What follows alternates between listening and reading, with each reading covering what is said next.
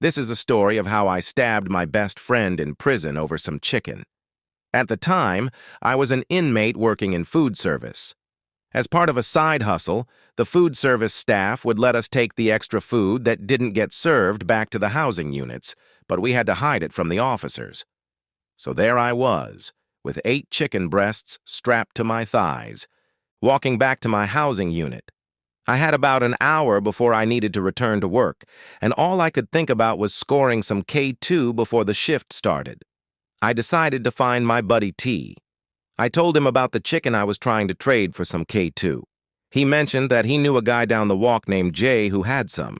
T told me to give him the chicken, and he would go get the goods. After about 10 or 15 minutes passed, I saw T returning to our cell looking all messed up. Instinctively, I assumed he sold the chicken and was now high. When I approached him, T said he was still waiting for Jay to pay him. I didn't buy it. He had gone to see Jay sober, and now he was back, clearly high. Frustrated, I went to find Jay and asked him if he had paid T for the chicken. Jay responded, "Yeah, I paid him." That didn't sit right with me, so I confronted T again about my money.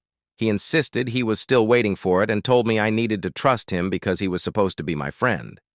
But the truth was, all I wanted was to get high before work. With just 10 minutes left before I had to clock back in, I went to talk to Jay one last time. This time, Jay finally snapped, "Dude, I paid for that chicken. Get the hell out of my cell."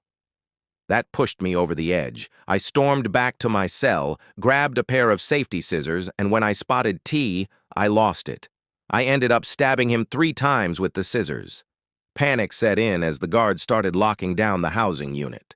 I dashed back to my cell, and on the way, I encountered Jay.